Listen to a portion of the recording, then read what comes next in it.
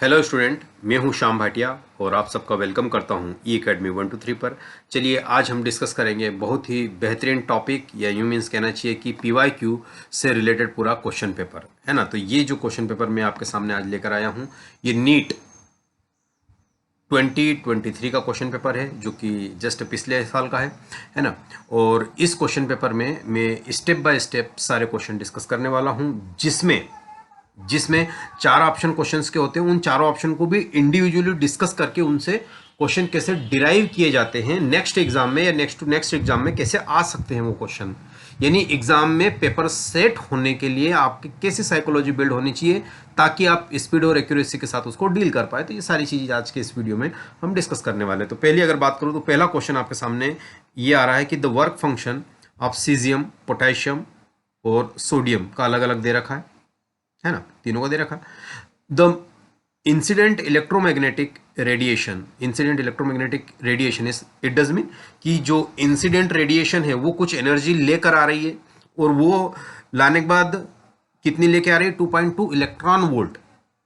Which of this photo sensitive surface में emit the photo electron, यानी कहने का अर्थ है कि आप देखेंगे कि जो एनर्जी इंसिडेंट हो रही है ना, जो एनर्जी इंसिडेंट हो रही है वो एक तो वर्क फंक्शन में कंसिडर होगी और एक काइनेटिक एनर्जी में कंसिडर होगी। अरे सर ये तो फार्मूला हो गया। हाँ, फार्मूले को थोड़ा सा रिलेट करते हैं अपन कि अगर मान लो कि किसी के घर जाते हैं अपन और कोई व्यक्ति सोया हुआ है तो अब उसको उठाएंगे कैसे, उसको लेके दौड़ाना है अपने साथ। तो सोता सोता तो उठाएंगे नहीं उसको, या सोता सोता उसको क्या करेंगे, दौड़ाएंगे नहीं। उसमें काइनेटिक एनर्जी लाने के लिए पहले इंपॉर्टेंस क्या होता है, पहले आप उसको जगाएंगे आपके फ्रेंड को। फॉर एन एग्जाम्पल आप कहीं गए अपने फ्रेंड के रूम पर या घर पर गए तो वो सोया हुआ है, तो सबसे पहले आपको कुछ एनर्जी देनी पड़ेगी उसको। यस, तो वो जागेगा, जागने के बाद कुछ और एनर्जी देनी पड़ेगी जिसके कारण वो वहां से भागेगा। तो कहने का अर्थ है कि सबसे पहले उसको जगाने के लिए जो एनर्जी चाहिए वो भी कहां से आएगी, इंसिडेंट एनर्जी से आएगी। और फिर उसको भगाने के लिए यानी kinetic energy of ejected electron के, और काइनेटिक या यूं कहें कि एनर्जी रिक्वायर्ड है ना, energy required to activate that electron, उन इलेक्ट्रॉन को एक्टिवेट करने के लिए इतना एक्टिवेट करें कि वो चलने लगे, just about to walk, just about to run वाली कहानी कह सकते हो। तो ये वाली एनर्जी दोनों में क्या होगी, डिस्ट्रीब्यूट होगी। तो जो एनर्जी यहां से आ रही है जब वो जागेगा ही नहीं तो भागेगा कैसे, तो यहां देखिए ये 2.1 आई कितनी है, 2.2 आई है, तो 2.1 तो यही खा जाएगा, थोड़ी बहुत बचेगा। हाँ, थोड़ा बहुत भाग सकता है, थोड़े बहुत इलेक्ट्रॉन इजेक्ट हो सकते हैं, यानी ये वाली पॉसिबिलिटीज थे। अब इस पे देखिए 2.3 और आई कितनी 2.2। अरे तो वो सिर्फ जागेगा ही नहीं तो भागेगा क्या, सोया ही रहेगा वो तो यानी ये तो पॉसिबल ही नहीं है, ये वाला पॉसिबल नहीं है। और ये 2.75 और आई कितनी 2.2 वोल्ट आई है या 2.20 इलेक्ट्रॉन वोल्ट आई, तो इससे क्या ये भी नहीं, यानी ये दोनों तो नहीं होगा, क्या होगा, खाली सीजियम होगा। तो ऑप्शन कौन सा चला जाएगा, कौन सा ऑप्शन चला जाएगा आपके सामने, देखिए सेकंड ऑप्शन एनटीए ने दिया हुआ था, है ना। तो ये पिछले साल का पेपर है जो एग्जाम है ना 7 मई को हुई थी, उसी एग्जाम को। और ये जो कोड मैं यूज कर रहा हूं ये G6 कोड है। आप देखेंगे कि ये G6 कोड है और इसका आंसर की भी मैंने लास्ट में दे रखा है, यही वाला आंसर की आप देखेंगे लास्ट में ये वाला आंसर की है। तो आप देख सकते हैं कि फर्स्ट का रिस्पांस क्या ऑप्शन है 2 है। तो ये मैंने एक आपको है ना चेक करके बता दिया। अब स्टेप बाय स्टेप सारे क्वेश्चन अपन आगे डील करना शुरू करते हैं। दूसरा वाला क्वेश्चन तो है ना, दूसरा वाला क्वेश्चन क्या है, दूसरा वाला क्वेश्चन है the net magnetic flux through the close surface. क्या है ये, मैग्नेटोस्टैटिक्स, इलेक्ट्रोस्टैटिक जैसा है मैग्नेटोस्टैटिक्स। क्या हो गया, बी डॉट डी एस क्या होता है, याद आया, बी डॉट डी एस 0 होता है, B dot D S magnetostatic Gauss law, याद आया, B dot D S magnetic flux through the close surface. Gauss का इक्वेशन, उन 4 इक्वेशन में से ये एक इक्वेशन आप जानते हैं, है ना। तो ये इक्वेशन भी उसमें देख सकते थे। इसका आंसर कौन सा चला जाएगा, सेकंड चला जाएगा। और थर्ड ऑप्शन ज़्यादा टाइम नहीं लेंगे, है ना, टाइम ज़्यादा नहीं लेंगे लेकिन समझ में भी आपको आना चाहिए। ये वाला क्वेश्चन एक बहुत अच्छा क्वेश्चन है, सर्किट थ्योरी से क्वेश्चन, है ना। तो यहाँ देखेंगे आप इसमें कि गैल्वेनोमीटर है, ये गैल्वेनोमीटर, जो कि यहाँ does not show any deflection, मतलब यहाँ से कोई करंट नहीं जा रही है, डिफ्लेक्शन शो नहीं कर रहा, मतलब इस ब्रांच में कोई करंट नहीं है। और हम जानते हैं कि इसके अक्रॉस कितने वोल्ट का डिफरेंस है, 2 वोल्ट का, तो इसके अक्रॉस भी कितने का होगा, 2 वोल्ट का ही होगा। अरे दोनों पैरेलल में वोल्टेज डिफरेंस क्या होता है, वोल्टेज सेम होता है 2 वोल्ट में। यहाँ कितना है 10 वोल्ट है, यहाँ कितना आ गया 2 वोल्ट है, तो ये डिफरेंस कितना आया होगा बताओ, 8 वोल्ट का आ गया। क्यों, ये 10 है ये 8 है, यहाँ ओम्स लॉ लगा दो तो ये कितना आ जाएगा, V equal to I R लगा दूँ मैं, V equal to I R लगा दो, 8 वोल्ट इक्वल टू आई इसमें से निकालना है मुझे, और R कितना है 400 है, तो I यहाँ से मेरे पास आ जाएगी 8/400 एम्पियर, है ना। ये मैंने यहाँ पे निकाल ली। अब आप देखेंगे कि इधर जीरो डिफ्लेक्शन, तो इधर तो कोई करंट नहीं, कि जो भी करंट आई होगी वो इससे पास हो गई, तो इससे अगर पास हुई तो सारी के सारी करंट इधर से निकल गई, इधर से कोई करंट नहीं जा रही है। तो मैं यहाँ भी अगेन ओम्स लॉ लगा सकता हूँ, 2 माइनस यहाँ कितना है रेफरेंस वोल्टेज 0, तो 2 माइनस 0 यानी V equal to I R again लगा सकता हूँ, 2 इक्वल टू सारी करंट इधर चली गई और R जो मुझे निकालना था ये लगा दिया मैंने। और ये 2 कहाँ से लिखा, क्योंकि इसके क्रॉस 2 वोल्ट है और इसके क्रॉस भी 2 वोल्ट है। अरे पैरेलल में वोल्टेज क्या होता है, सेम होता है, तो ये भी 2 वोल्ट हो, तो 2 मैंने लिख दिया इक्वल टू आई, ये निकालो ये वाले आई 8/400 इंटू आर। तो यहाँ से अगर आर को आप निकालेंगे कैलकुलेट करेंगे तो ये आ गया 4 और ये आ गया 100, क्रॉस मल्टीप्लाई करेंगे तो ये इस साइड जाएगा 100 ओम। विच ऑप्शन, ये वाला ऑप्शन करेक्ट है आपका, है ना। तो ऐसे क्वेश्चन भी आए हुए हैं जो कि बहुत ही क्या है आसान की कैटेगरी में इनको रख सकते हैं। सिंपल अगर ओम्स लॉ का एप्लीकेशन भी पता है तो आप इसको इजीली निकाल सकते हैं। ये वाला क्वेश्चन थोड़ा सा देखिए, अच्छा लगेगा आपको, है ना। मैं इसको एक्सप्लेन करता हूँ। ये क्या आ रहा है आपके पास, ये एक्चुअल में आ रहा है 12 volt 60 watt lamp is connected to the secondary of the step down transformer में ये बता दूं वो पावर कांस्टेंट होती है, ट्रांसफार्मर में पावर कांस्टेंट होती है, यानी V1I1 इक्वल टू V2I2, ये पावर आपके पास कांस्टेंट है। तो यहाँ आपसे कहा गया है कि 60 वाट पावर दे ही दिया, तो ये वाली क्या होनी है, कांस्टेंट होनी है। 60 watt connected to the step down transformer who is the primary connected to the AC mains, और 220 वोल्ट आपके सामने दिख रहा है। Assuming the transformer to be ideal, मतलब कोई ज़्यादा लॉस नहीं हो रहा है, अलग अलग लॉसेस होते हैं। What is the current in primary winding, है ना, प्राइमरी वाइंडिंग में कितना करंट है, तो पावर कितनी है, ये मैंने लिख दी 60 वाट पावर लिख दी मैंने, है ना। 60 वाट पावर लिख दी। वोल्टेज कितना आ रहा, ये वोल्टेज आपको 220 वोल्ट दिया गया है।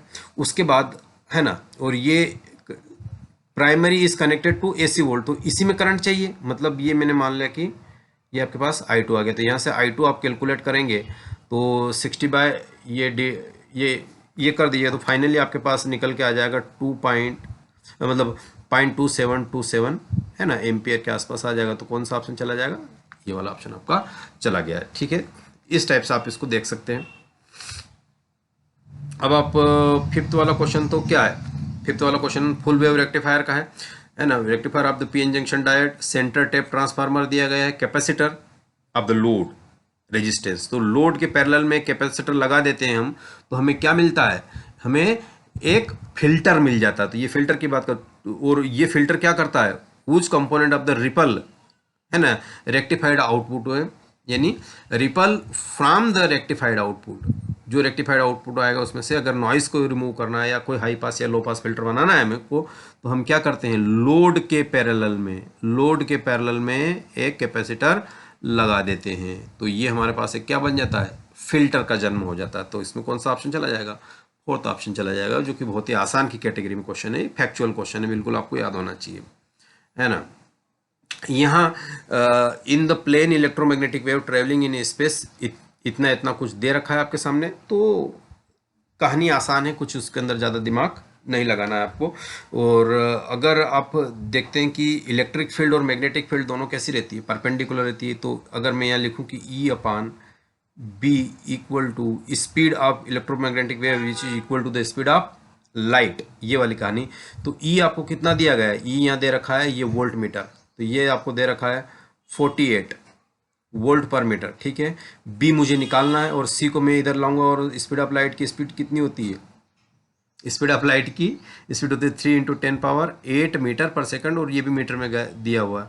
तो यहाँ से मुझे B मिल जाएगा, तो ये कितने से कटेगा, 16 से मैंने काटा, है ना, और यहाँ से क्या बना 16 इंटू 10 पावर -8, या एक इधर डाल दीजिए तो ये कितना हो जाएगा 1.6 इंटू 10 पावर -7 आ जाएगा। क्या है टेस्ला, तो टेस्ला 1.6 फोर्थ ऑप्शन चला जाएगा। आसान से आसान सी चीज़ें है ना, तो कोई ऐसा हर जगह रॉकेट साइंस तो है नहीं, है ना। आप बिल्कुल अगर हल्की चीज़ें देखेंगे तो आपका काम बनता चला जाएगा। अब ये देखो मेटल वायर का ये जगह ऊपर है, थोड़ी सी यहीं लगा देता हूँ, है ना। यहाँ पर मेटल वायर दे रखा है, रेडियस ऑफ दिस दे रखी है, लेंथ इतनी दे रखी है, the possible percentage error in the measurement of the density. तो डेंसिटी क्या होती है, डेंसिटी वॉल्यूम बाय, बोलिए वॉल्यूम बाय मास होती है डेंसिटी। अगर मैं यहाँ देखूँ तो है ना, सॉरी मैं ऐसे लिख लो इसको कि डेंसिटी जो होती है मास अपान वॉल्यूम, डेंसिटी या डी या रो से डिनोट कर दीजिए, मास अपान वॉल्यूम आ जाएगी, सिंपल, है ना।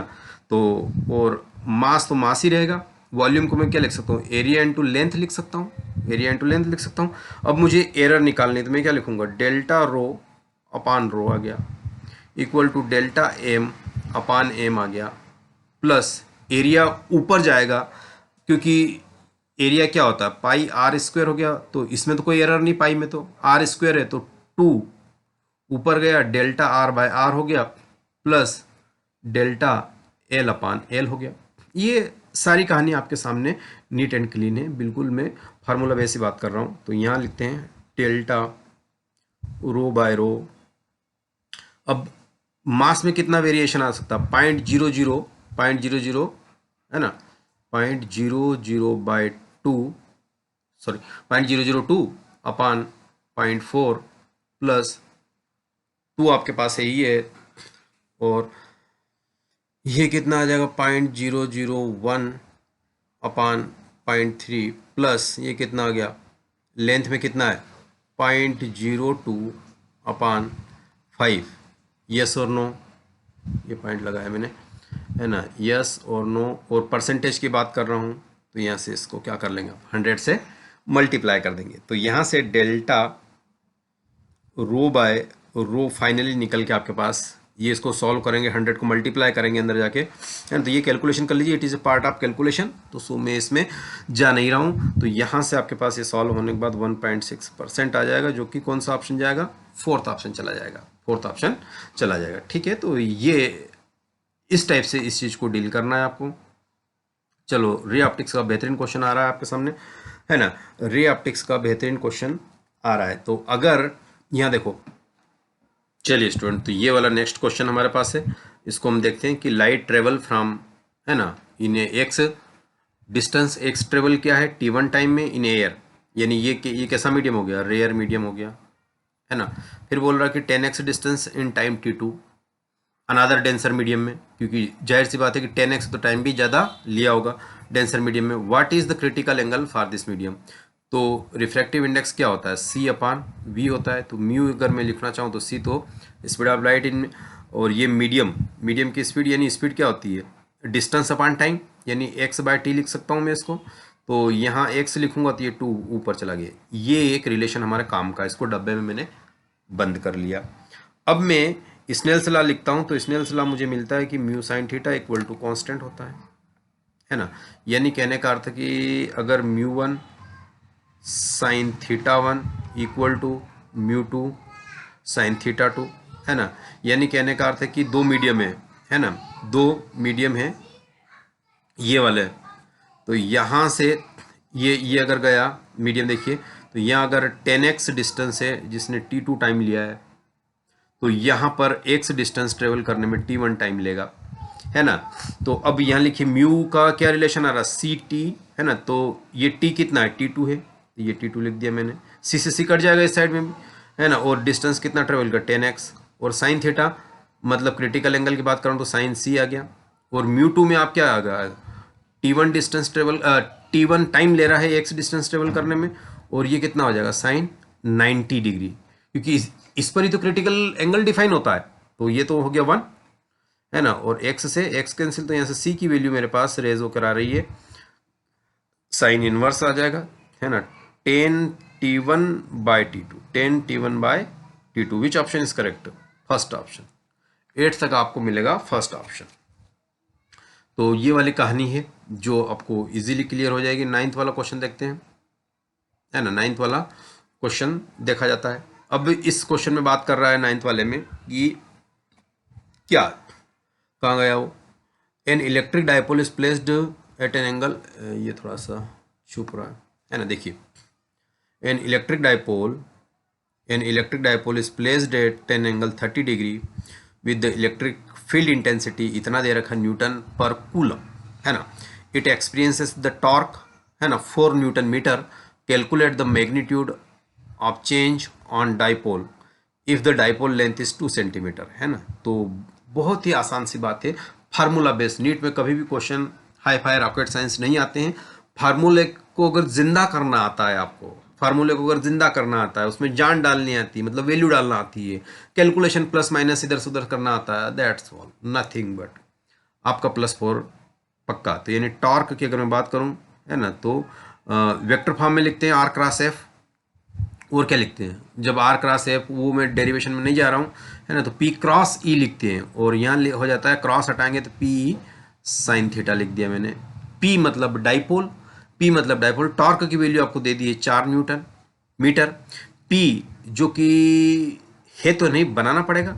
P इक्वल टू क्या होता है, डाइपोल होता है P इक्वल टू होता है Q either of the charge into length between them. तो Q में लिख देता हूँ, जो वही निकालना मुझे, Q, और लेंथ कितनी दे रखी है, 2 सेंटीमीटर दे रखी है, तो 2 × 10 पावर में लिख दूंगा -2। तो ये तो इसका हाल हुआ P का, इनटू फिर क्या लिखना है, इलेक्ट्रिक फील्ड। तो ये ऑलरेडी दे रखी है, इलेक्ट्रिक फील्ड कितनी दे रखी है आपको, देखो इलेक्ट्रिक फील्ड दे रखी है 2 × 10 पावर 5, ये वाली इलेक्ट्रिक फील्ड दे रखी है ना, इनटू sin 30 की वैल्यू होती है 1/2, तो 2 से 2 कैंसिल, है ना। और यहाँ से अगर मैं इसको सॉल्व कहाँ करूँ यार, ये यहाँ जगह की कमी, यहाँ कर लेता हूँ, देखो इधर, तो ये आ जाएगा मेरे पास नथिंग बट क्या आ जाएगा, 4। एक काम करो, ये अगर मैंने मान लो कि इसको, ये आ रहा है 2 × 10 पावर 2, तो ये 2 से मैंने इसको 2 काट दिया, तो यहाँ पे आ गया मेरे पास 2 डिवाइड बाय कितना आ गया, 10 पावर 3 प्लस का 3, कैसे, इक्वल टू चार्ज Q। क्यों, क्योंकि ये 5 है पावर, 5 में से -2 जाए कितना बचेगा, +3, तो ये अपान में आया, और ऊपर जाएगा तो कितना आ गया 2 mc यानी मिली कूलम आ गया। यानी तो 9th का ऑप्शन आपके पास कौन सा चला जाएगा अगेन, है ना, 2 मिली कूलम चला जाएगा आपके पास आंसर। तो बस यही तो चीजें पकड़नी है आपको, आसान सी चीजें हैं। 10वां क्वेश्चन देखिए, 10वां question, let be the wire suspended from the ceiling. अब ये क्वेश्चन बिल्कुल फैक्चुअल है ना, सीलिंग से कनेक्ट कर दिया मैंने, वायर कर दिया, और एक लोड है मेरे पास, क्या है, लोड है। तो इस लोड की कहानी क्या होने वाली देखिए एक बार, है ना, इस लोड की कहानी क्या होने वाली है, W लोड है ना। तो स्ट्रेस पूछा उसने, है ना, स्ट्रेस पूछा, तो F मतलब mg मतलब वेट, है ना, F/A एरिया। तो W/A कौन सा ऑप्शन, थर्ड ऑप्शन। इसमें कुछ सोचना नहीं, क्योंकि थ्रू आउट स्ट्रेस क्या रहेगा, कांस्टेंट रहेगा, है ना, हाइड्रोजन एटम का। 11th वाला क्वेश्चन बहुत ही आसान सा क्वेश्चन है, जिसको आप इजीली निकाल सकते हैं, चलिए 11th वाले क्वेश्चन में देखेंगे हम कि 1/λ, है ना, किसकी बात कर रहा हूँ मैं, लाइमन सीरीज की बात कर रहा हूँ, तो है ना, लाइमन सीरीज की बात कर रहा हूँ, तो R आ गया बाहर, और 1 कितना लिखोगे, 1/1 का स्क्वायर माइनस 1/λ का स्क्वायर, नथिंग बट, तो ये आ गया R, ये आ गया आपके पास, है ना। अब और कौन सी बोले, तो इसके लिए, है ना, फिर बोल रहा है बामर सीरीज के लिए, तो बामर के लिए भी लिख दो 1/λ' आ गया, R आ गया। अब इसकी कहानी कहाँ से स्टार्ट होगी, 1/2 माइनस 1/λ का स्क्वायर, तो ये कितना आ जाएगा, यहाँ देख लीजिए इसको, तो ये वाली कहानी मेरे पास आ गई, 1/λ' इक्वल टू R/वाट, कितना आ गया, 4 आ गया। और R की वैल्यू ऑलरेडी कितनी आ रही है आपके पास, R की वैल्यू, तो यहाँ लिख दूंगा मैं R की वैल्यू 1/λ, तो 4λ, तो λ' इक्वल टू कितना आ गया, 4λ, λ' इक्वल टू कितना आ गया, 4 आ गया। तो 11th का आपका ऑप्शन कितना चला गया, C ऑप्शन चला गया आपका, ठीक है। और अब अगले क्वेश्चन की तरफ बढ़ते हैं हम, 12वां, कि टेम्परेचर ऑफ द गैस, ये अच्छा क्वेश्चन है ना, ये क्वेश्चन अच्छा, आप इसका पीडीएफ फ्रीली डाउनलोड भी कर सकते हैं इस लिंक पे जाकर, है ना। मैंने वीडियो के लास्ट में लिंक दे दी है, या डिस्क्रिप्शन में जाके ले सकते हो। तो देखिए, टेम्परेचर ऑफ गैस कितना दिया गया है, इतना दिया गया है। What is the temperature of gas should be heated, यानी इतना टेम्परेचर तो है, इसको और हीट करें हम, है ना। तो इसकी आरएमएस स्पीड क्या हो जाए, बढ़ जाए, और इंक्रीज होकर कितनी हो जाए, 3 गुना हो जाए, 3 टाइम्स हो जाए। बस अगर ये चीज़, तो वी आर एम एस का रिश्ता तो हमें पता ही है ऑलरेडी, √T का है ना। बस कहानी ख़त्म। तो कहाँ कर लिया जाए, यहीं कर लिया जाए, है ना। यहाँ कर लेते हैं कि V1 इक्वल टू कितना पे, ये कहानी डिग्री सेल्सियस से बात कर रहे हैं, यस, डिग्री सेल्सियस से बात कर रहे हैं। तो इसको एक काम करो, ये √T1 मैंने बोला, V2 की अगर मैं बात करूंगा तो इसमें कितना गुना, 3 टाइम्स क्या हो रहा है, इंक्रीज हो रहा है। क्या इंक्रीज हो रही है, 3 टाइम्स, तो 3 गुना इसका इंक्रीमेंट हुआ है ना। 3 गुना ये बड़ी है, 1 गुना तो रही ना पहले, तो टोटल कितना हो जाएगा, ये 4 times V1 equal to √2T हुआ। ये बात क्लियर नहीं हुआ क्या? अरे V1 स्पीड है T1 टेम्परेचर पे, और इस स्पीड को मान लो कि 10 की स्पीड है, और मैं कहूं कि इसको 3 गुना और बढ़ाना है,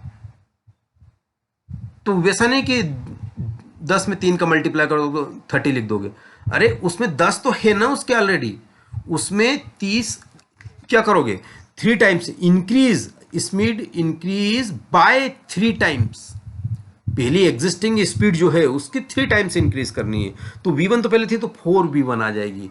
यहीं पर आप लोगों का नेगेटिव गया होगा इसमें, ये वाली बात इंपॉर्टेंट याद रखनी है आपको। तो V अपान ये आ गया, 4V आ गया, और नथिंग बट आपके पास कितना आ जाएगा, 273 है। 273 में से 50 माइनस करो, -50 है ना, तो कितना आ जाएगा, ये आपके पास आ जाएगा 223 अपान जो टेम्परेचर वो तो निकालना ही मुझे। तो यहाँ से T अगर मैं कैलकुलेट करना चाहूँगा, तो मुझे क्या मिलेगा, यहाँ से डेफिनेटली ये V से V कट गया 4, तो एक फिगर आउट मुझे मिलता है 3.3568, है ना, डिग्री, या जो चीज़ आपको मिल रही है इसमें कि केल्विन में आएगा, ये डिग्री तो गई कहाँ से गई, इतना टेम्परेचर आपके पास आ चुका है, इतना टेम्परेचर आ चुका है। लेकिन ये आया टेम्परेचर केल्विन में है, और आपके पास देखेंगे कि केल्विन में ये टेम्परेचर नहीं दे रखा है, सेल्सियस में दे रखा है, लेकिन ये मैच नहीं कर रहा। तो क्या ऐसा तो नहीं कि सेल्सियस में ही, तो यहाँ पर हम क्या करेंगे, -273 और कर देंगे, तो क्या मिलने वाला है, तो 3295, यानी C वाला ऑप्शन मुझे मिल जाएगा, जो ये वाला शॉर्ट हो रहा था। तो ये इंपॉर्टेंस है, आपको ध्यान में, बहुत ज़्यादा ध्यान में रखनी है। इस क्वेश्चन में कई लोगों के नेगेटिव हुए होंगे। तो चलिए 13 क्वेश्चन देखते हैं कि एक प्लेयर है, ये NS बना लिया मैंने पहले, है ना, ये N, ये S। अच्छा, इसमें फोर्थ ऑप्शन नहीं निकल रहा, तो फोर्थ ऑप्शन में दूसरी स्लाइड में दिखा देता हूँ आपको। कौन सा 13 वाला क्वेश्चन था ना, 13 का, ये वाला 13 क्वेश्चन, यस, इसी में कर लेते हैं, है ना। यहाँ देखिए, फुटबॉलर मूविंग दिस मच, है ना। तो यहाँ मैं ये सारी चीज़ें बताता हूँ आपको कि ये नॉर्थ के अपोजिट में साउथ, ये ईस्ट, और ये वेस्ट। तो अब देखो, player moving toward southward and suddenly southward ऐसे जा रहा है, और सडनली टर्न हो गया किधर, वो ईस्टवर्ड की तरफ, है ना, eastward with the same speed. अगर ये V से इधर जा रहा तो V से इधर भी, ये इनिशियल स्पीड थी और ये उसकी मान लो कि फाइनल स्पीड, तो ये स्पीड उसकी हो गई, है ना। और अगर मैं यहाँ इसको पैरेलल करूँ, इसका यहाँ पे ये अगर ड्रा करूँ मैं इसको, इस वेक्टर को, तो फोर्स किधर एक्ट कर रहा होगा, देखो ये जा इधर आता, पलट इधर गया, है ना। तो ये फोर्स कहीं ना कहीं इसको घुमा रहा होगा ना फोर्स। तो अगर मैं कहूँ कि ये नॉर्थ और ये ईस्ट, तो ये इसका और इसका रिजल्टेंट कहीं आ जाएगा, और ये आपके पास हो जाएगा नॉर्थ ईस्ट, NE। कौन सा ऑप्शन, फोर्थ वाला ऑप्शन आपका चला जाएगा इसमें, फोर्थ वाला ऑप्शन इसमें चला जाएगा। तो अब आप कहेंगे कि ये तो ईस्टवर्ड तो फोर्स, अरे यहाँ वाली कहानी में बोल रहा हूँ कि ये इधर टर्न हुआ है और ये जा किधर रहा था, देखो ये इधर टर्न हुआ और ये यूं घूम गया, है ना। तो घुमाने के लिए फोर्स किस साइड में एक्ट कर रहा होगा, नॉर्थ ईस्ट में एक्ट कर रहा होगा। ठीक है, चलिए अपनी ओरिजिनल स्लाइड पे आ जाइए, है ना। फिर आपके सामने आ रहा है 14th वाला क्वेश्चन, 14वां वाला question. The ratio of frequency of fundamental harmonic produce by open organ pipe and closed organ pipe having the same length. Same length है तो ओपन आर्गन पाइप का तो अब ये क्वेश्चन पूछने लायक था, कुछ नहीं था। ये ओपन आर्गन पाइप, है ना। ओपन आर्गन पाइप की अगर बात करूं तो ये कुछ ऐसा होता है, याद आया। Open sorry close organ pipe की, और ओपन आर्गन पाइप की बात यहाँ कर रहा हूँ मैं, है ना। ओपन आर्गन पाइप की बात मैं यहाँ कर रहा हूँ, तो ये कुछ ऐसा होता है, याद आया होगा आपको। देखो तो ये लेमडा बाय 4, ये लेमडा बाय 4, तो ये टोटल मिलके कितनी हो गई, लेमडा बाय 2 हो गई। और ये वाला कितना हुआ, लेमडा बाय 4 हुआ। ये क्या है, फंडामेंटल हार्मोनिक्स है। तो इनका रेशियो पूछा है, किसका पूछा है, open organ pipe to close organ pipe, है ना। क्लोज आर्गन पाइप, तो ओपन आर्गन पाइप की कितनी है, lambda by 2, close organ pipe की कितनी है, लेमडा बाय 4। फंडामेंटल की बात करो, रेशियो पूछ रहा है, तो ये कट जाएगा और कितना आ जाएगा, 2:1। विच ऑप्शन, थर्ड वाला ऑप्शन। क्या सोचना, डायग्राम की पहली लेक्चर भी अगर आपने अटेंड करी होगी आर्गन पाइप की, तो फटाफट आंसर आ जाता होगा, है ना। The angular acceleration of the moving same मेरे नोट्स का क्वेश्चन है, मेरे क्लास नोट्स का क्वेश्चन है ना। एंगुलर एक्सिलेशन, और इसमें बहुत सारे 2-3 क्वेश्चन बनते हैं और कि एंगुलर एक्सिलेशन किधर काम करता है। तो angular acceleration of a body moving in a circumference, है ना, आप सर्कल। देन देखो पार्टिकल ऐसे मूव कर रहा है ना, पार्टिकल ऐसे मूव कर रहा है, ये रेडियस है, ये वी है। तो जिधर एक्सल होता है ना, पहिए का धुरी जो होता है, ये ऐसे ऐसे ऐसे मूव कर रहा, ये क्या धुरी है, तो ये अगर रोटेट कर रहा है, ऐसे ऐसे रोटेट कर रहा, तो एक्सल जिधर होगा ना, उधर किसकी डायरेक्शन होगी, किसकी, एंगुलर एक्सिलरेशन की। और उधर ही किसकी होगी, एंगुलर वेलोसिटी ओमेगा की, एंगुलर एक्सिलेशन अल्फा की, और थीटा की डायरेक्शन यानी एंगुलर डिस्प्लेसमेंट, तीनों की डायरेक्शन उधर ही होगी। वो वी या ए के फॉर्म में, या रेडियस जिधर चलता है, या टेंजेंशियल जो वी चलता है हमारा वेलोसिटी, उस डायरेक्शन में नहीं होगा। ये एक्सियल वेक्टर है, जिसको सूडो वेक्टर भी कहा जाता है, कि उधर है नहीं लेकिन फिर भी है, तो इसको सूडो वेक्टर भी कहा जाता है। ये मैं अपनी मेन क्लासेस में डिस्कस करता हूं, लेकिन आज ये सिंपल अपन बात कर रहे हैं। तो ये आपका आ गया along the axis of rotation.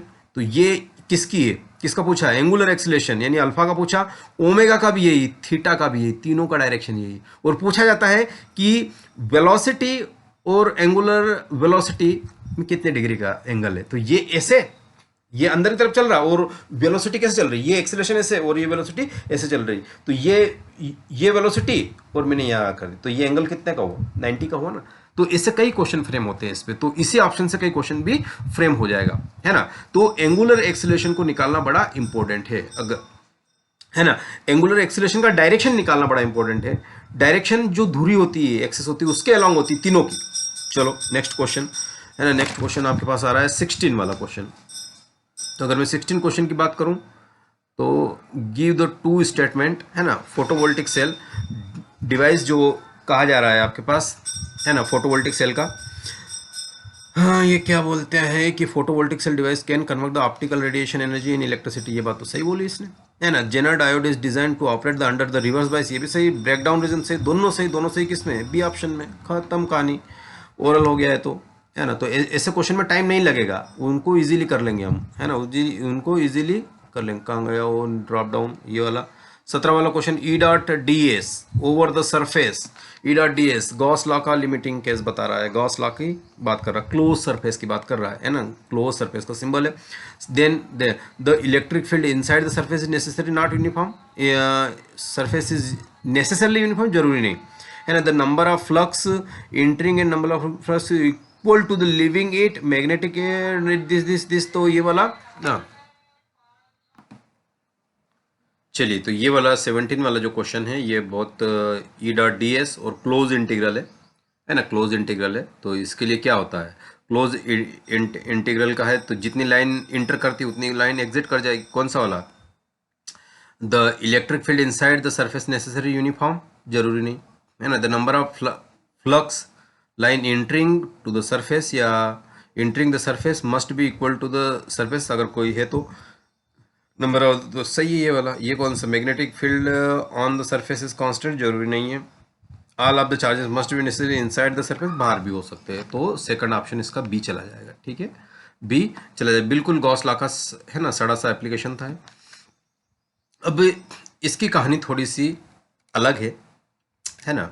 ये वाला जो रेजिस्टेंस वाला पूरी कहानी आप इसका कार्बन कलर कोड को देखेंगे है ना, तो ए बी और सी जो कि मल्टीप्लायर में होता है ना, सी जो कि मल्टीप्लायर के फॉर्म में होता है, तो 0 1 2 और 3, 0 1 2 और 3, और ये 10 की पावर 0 का मल्टीप्लायर, 10 की पावर 2 का मल्टीप्लायर, मतलब 10 की पावर 0, 10 की पावर 1, और ये 10 की पावर 2, और ये आ जाएगा 10 की पावर 3।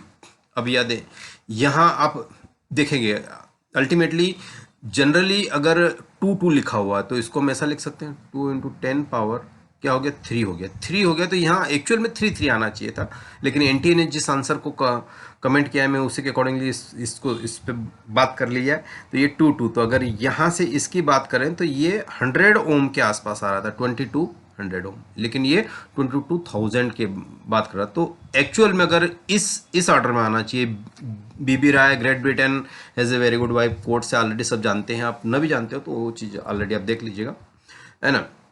3 3 इंटू 10 पावर 3, तो ये आपके पास आ जाएगा, तो ये ऑरेंज है ना, ऑरेंज इसका ऑप्शन जरा 3 3 है ना।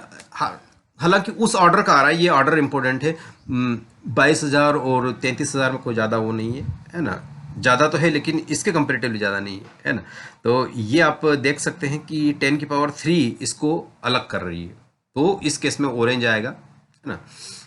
वरना कुछ और भी इसकी पॉसिबिलिटीज़ है, लेकिन जब एनटीए ने डिक्लेयर कर ही दिया तो हम है ना 1.5 अकल लगाने वाले कौन है, तो जो एनटीए ने कहा उसी पे बात कर रहे हैं। तो दो मैग्नेटिक एनर्जी, अब ये कोई क्वेश्चन है क्या 19 वाला, क्या आ जाएगा, हाफ एल आई स्क्वायर हो गया, तो ये आ गया 1/2, एल कितना है, इंडक्टेंस 4 माइक्रो हेनरी है, और एल आई कितना है 2, 2 का स्क्वायर 4, तो ये आ गया 2, तो कितना आ गया 8 माइक्रो जूल एनर्जी आ जाएगी, 8 माइक्रो जूल, फर्स्ट वाला ऑप्शन है ना। तो ये इजी से इजीएस्ट क्वेश्चन में आप देख सकते हैं इसको, है ना। एलसीआर सर्किट, थोड़ा सा जगह बनाते हैं ऊपर ही, LCR circuit of inductance L और एल 10 मिली हेनरी और कैपेसिटेंस 1 माइक्रोफेराड है, द रेजिस्टेंस आर 100 ओम है, तो the frequency at which resonance occur, resonance जब अकर होता है तो आपके पास क्या चीज़ें आ जाती है, फ्रीक्वेंसी पूछा गया है, एंगुलर फ्रीक्वेंसी नहीं पूछा। तो एफ इजिकल टू, सभी को पता है formula base root L C होता है ना, तो यहाँ से आप क्या करेंगे, इसको 2 पाई ऐसे ही लिखेंगे। एल आपको दे रखा है ना, एट रिजोनेंस पूछ रहा है आपको फ्रीक्वेंसी, तो एल और सी, तो एल आपके पास आया 10 मिली हेनरी, तो 10 इंटू 10 पावर -3, और माइक्रो में है तो ये 10 पावर -6 डायरेक्टली आएगा कैपेसिटर, है ना। और इसको सॉल्व करेंगे आप, है ना। जब इसको सॉल्व करने जाएंगे तो डेफिनेटली आपको जो ऑप्शन मिल रहा है इसका, है ना, करिए सॉल्व, इसको कितना चला जाएगा, ये 1/2 पाई, और बाहर कितना निकल जाएगा, इसमें बाहर निकल जाएगा ये 10 पावर -8, तो ये 10 पावर -4 ऊपर जाएगा, तो 10 पावर 4 आ गया आपके पास, है ना, 10 पावर 4 आ गया। ठीक है, तो ये वाली कहानी इसको अब हम, तो इसके लॉजिक में अगर आप देखते हैं तो ये वाला फंडा क्या आ रहा है कि आप इसको कितना करेंगे, तो 10 लिख सकता हूँ मैं, है ना, 10, तो ये आ जाएगा 10/2 पाई, और 10 पावर 3 मतलब किलो हर्ट्ज आ गया सीधा, तो ये 5 में आपके पास जाएगा, तो 1 से कम वाला कौन सा ऑप्शन है किलो हर्ट्ज में, ये वाला, बस पहला वाला ऑप्शन चला गया, कोई कैलकुलेशन नहीं, है ना। बहुत सारी चीज़ है, इंटेलेक्चुअल गैसिंग से भी आप इस चीज़ को कर सकते हो, है ना। अब यहाँ देखिए सर्किट थ्योरी से 2 क्वेश्चन आए हुए देखें अभी, है ना, the direction and current of the following, तो ये ज़्यादा है ये कम है, तो डोमिनेटिंग कौन होगा, ये होगा, तो नेट करंट इधर जाएगी, तो यानी B2A का एक को ऑप्शन, सॉरी कहाँ से, ए से बी, नॉट B2A, ये करंट इस साइड जा रही है ना, ये ज़्यादा डोमिनेटिंग है, कंपेरेटिवली कम डोमिनेंट है ना, तो नेट करंट किधर जाएगी, इधर जाएगी। तो ए टू बी ए के कितने ऑप्शन है, बी टू ए का ये वाला ऑप्शन है, तो ये तो हटाई दो आप, ये तो हटाई दो, 3 ऑप्शन का एलिमिनेशन हो गया। अब सब A to B, A to B, A to B है, B to A, B to A 2 है, तो ये भी हट गया आपके पास। अब कौन सा बचा, A to B, A to B 2 तो इजीली एलिमिनेट हो गया। अब इसमें से देखते हैं कि करंट कितनी, तो नेट अप्लाइंग कितना होगा, ये प्लस है और ये भी प्लस है, तो अपोज कर रहा है सपोर्ट कर रहा है, अपोज कर रहा है, तो 10 माइनस 5 5 हो गया आपके पास। अपान में नेट रेजिस्टेंस कितना हुआ, 2 और 1 3, 7 और 3 10, तो ये कितना आ जाएगा 0.5 एम्पियर। कितना आ गया 0.5 एम्पियर, कहाँ से चलेगी, तो ये थर्ड वाला ऑप्शन चला गया। That's all.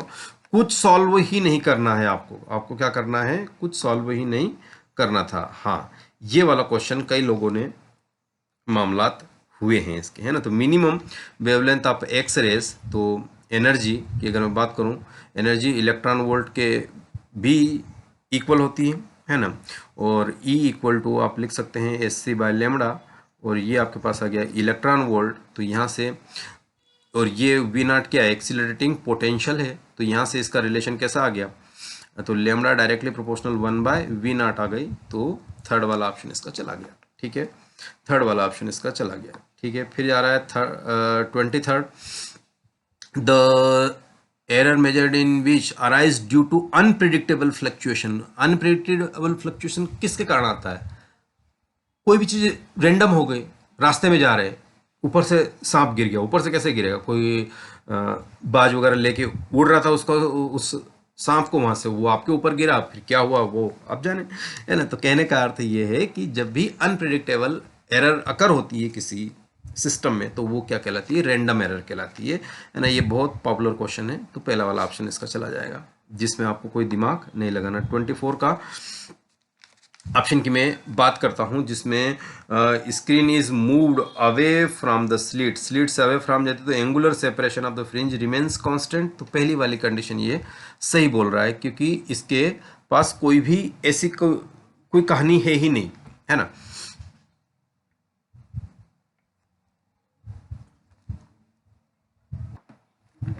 तो अगर मैं 24 को एक बार पढ़ के सुनूं, तो एंगुलर सेपरेशन यानी एंगुलर फ्रिंज विड्थ जिसकी बात करें, तो ये यहाँ जा रहा है, ये यहाँ जा रहा है, तो ये सेपरेट करेंगे तो ये भी इंक्रीज होगा, यानी ये कांस्टेंट रहेगा। तो ये वाली बात सही बोल रहा है। The monochromatic source is replaced by another monochromatic source of the larger wavelength. अरे वेवलेंथ चेंज होगा तो angular separation of the fringes definitely, क्योंकि बीटा इज इक्वल टू क्या होता है, लेमड़ा डी बाय डी। और अच्छा, एंगुलर सेपरेशन की बात कर रहा है, तो बीटा अपान में क्या करेंगे, डी करेंगे आप, तो ये लेमड़ा डी बाई डी। अब आपने इसी को चेंज कर दिया, तो डेफिनेटली क्या हो जाएगा, वो डिक्रीज होगा क्या, इंक्रीज होगा क्या है, इससे रिलेटेड 4 ऑप्शन देखते हैं, है ना। तो पहला वाला तो सही है, लेकिन दूसरा वाला सही नहीं है, डिक्रीज नहीं होगा। तो ऑप्शन कौन चला जाएगा आपके पास, statement first is true, second is false, तो फोर्थ ऑप्शन इसका चला गया 24 का आपके पास। चलिए, तो और नेक्स्ट क्वेश्चन करते हैं, है ना। नेक्स्ट क्वेश्चन आ रहा है 25, the bullet is fired at a gun of the speed up to this much, तो मैक्सिमम हाइट पूछ दिया, है ना। मैक्सिमम हाइट क्या होता है, यू वाई का square by nothing but 2g, है ना। तो रखो यू वाई कितना आ जाएगा, you why you sine theta, है ना। यू वाई का मतलब हुआ 280, साइन थीटा मतलब 1/2, तो ये आ गया 140 मीटर पर सेकेंड, है ना। तो यहाँ रखेंगे इसको, तो ये कितना आ गया 140 इंटू 140 अपान में 2 इंटू 9.8। जब सॉल्व करेंगे तो फोर्थ वाला ऑप्शन आपको मिल जाएगा। बहुत आसान सी चीज़ें, है ना। अब ये ऐसे भी क्वेश्चन पूछे जाते हैं, तो अब इसमें तो क्या ही सोचना, आपको कुछ ज़्यादा सोचना नहीं है। द कार्नोट इफिशिएंसी थर्मोडाइनमिक्स से है क्वेश्चन, 50% है। When the source is temperature इतना, तो द टेम्परेचर ऑफ सिंक कितना होना चाहिए। तो ये आपके पास आसान वाले क्वेश्चंस में, तो ऑलरेडी क्या करोगे, eta efficiency 1 minus T2, T2 source is 8 इतना है, तो T1 मुझे निकालना, और T2 जो सोर्स है इसमें प्लस 273 और जोड़ दो, सेल्सियस में ना, तो केल्विन में करेंगे तो 7 और 3 10 और 7 और ये भी 3 10, 3 और 3 600, तो ये कितना हो गया 600। इफिशिएंसी कितनी बोल रहा है 50%, मतलब अगेन 1/2। इसको उठा के इधर लाओ, तो 1 में से 1/2 गया, कितना बचा 1/2 बचा, T1/600, तो ये कितना आ गया 300। तो यहाँ से T1 की वैल्यू कितनी हो गई, T1 की वैल्यू यहाँ लिख देता हूँ मैं, T1 की वैल्यू हो गई 300, अब -273 करो वापस तो कितना हो जाएगा 27 डिग्री, सेकंड ऑप्शन है ना। आसान सा चीज था। अब ये भी नीट में पूछे जा रहे हैं जो आपको डॉक्टर बनाएंगे एमबीबीएस, तो इतने आसान तो कर ही सकते हैं ना यार आप लोग, इतने आसान तो कर ही सकते हैं। अब ये क्या बोलता है, अमाउंट ऑफ एनर्जी, तो एनर्जी रिक्वायर्ड कितना हो जाता है, दो सरफेस होती है, बुलबुले की ड्रॉप की होती है तो अलग बात होती है ना, 2T इंटू सरफेस एरिया कितना होगा 4πr², बस 2। सरफेस टेंशन कितना दिया हुआ है, दे रखा है 100 बबल का सरफेस टेंशन कितना 0.03 है ना, 0.03 4 और आर कितना दिया 2 सेंटीमीटर। सोप बबल जो होता है एक्चुअल में 2 सरफेस होती है ना उसकी, और ये एक्सपेंड करना होता है, तो 2 सेंटीमीटर 10⁻⁻² का स्क्वायर। जब इसको सॉल्व करेंगे आप है ना, जब आप इसको सॉल्व करेंगे तो आपके पास फाइनली जो निकल के रिजल्ट आएगा वो फोर्थ वाला ऑप्शन आ जाए। कैलकुलेशन कर लेना, कैलकुलेशन को ज़्यादा दिक्कत नहीं है, आप लोगों को इजीली कर सकते हैं। 28 वाला हाफ लाइफ, हाँ ये वाले क्वेश्चंस बहुत इजीली है, इसके 2-3 तरीके करने का बताऊंगा मैं, लेकिन है ना वो मेन क्लास में, क्योंकि यहाँ पर अगर अपन बात करेंगे 2-3 तरीके तो आसान सा तरीका मैं बता देता हूँ। मान लो कि इनिशियल अमाउंट जो था आई था पहले है ना, I0 था, हाफ लाइफ कितना है 20 मिनट, तो 20 मिनट का टाइम ले लूँगा मैं, और 20 मिनट में ये आधा हो जाएगा, यस सर आधा हो गया।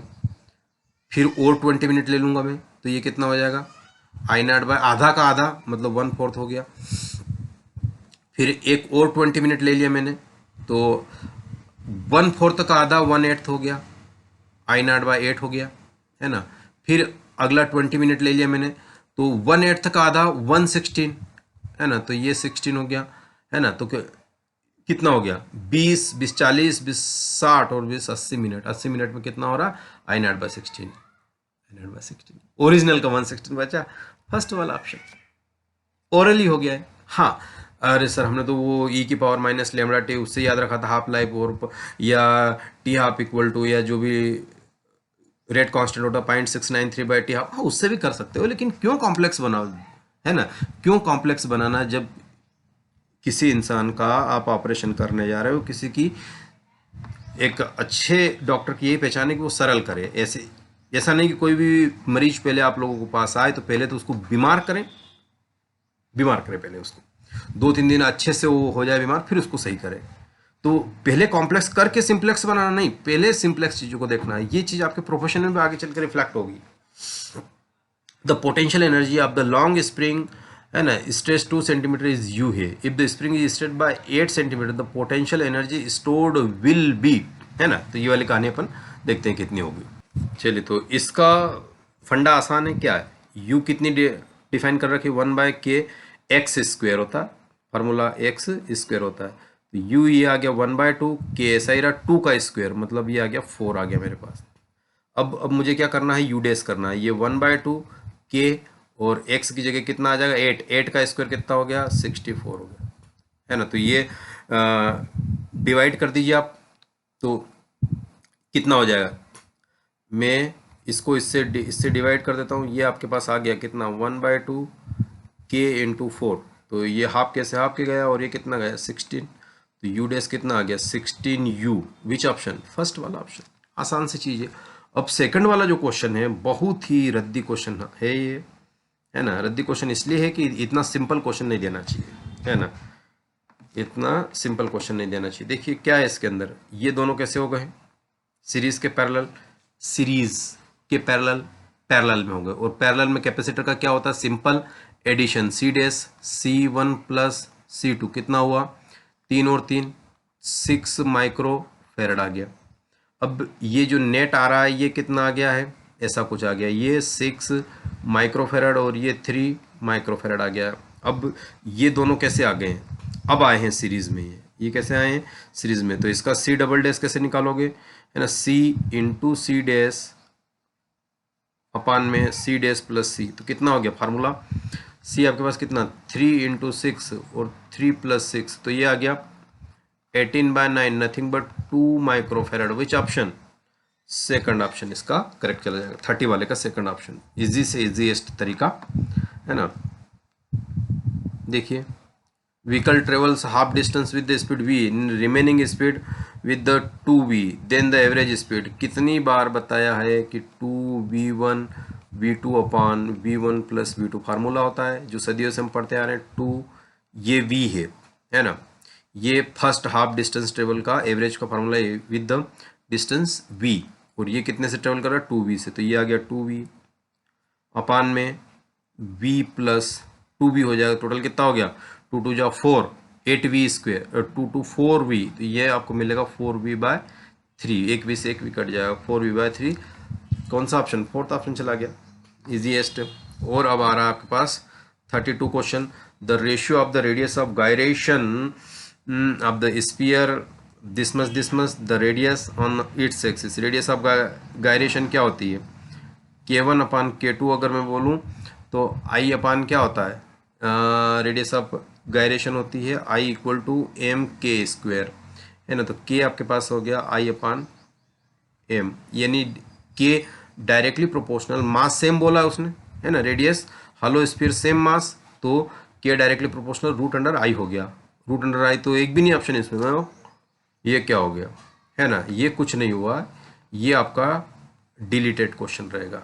ये सबको बोनस मिला है क्योंकि आएगा रूट में ही, कोई सा भी ऑप्शन आएगा वो आपको पता है सब में, इसलिए इसको डिलीट किया गया। कैसे पता है ना, तो देखिए मैं लास्ट में इसका आंसर की बात, 32 क्वेश्चन है ना, 32 क्वेश्चन, तो 32 क्वेश्चन में देखिए एक बार,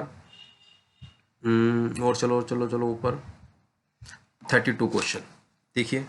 32 क्वेश्चन का ऑप्शन नंबर क्या है, 5 ऑप्शन दे रहा है, देखो 5 ऑप्शन दे रहा है विच इज, और ऑप्शन 5 का लास्ट वाला क्या दे रहा है, देखो यहाँ पे आप देखेंगे कि 5 है ना, denotes the question is dropped या डिलीटेड क्वेश्चन है ना।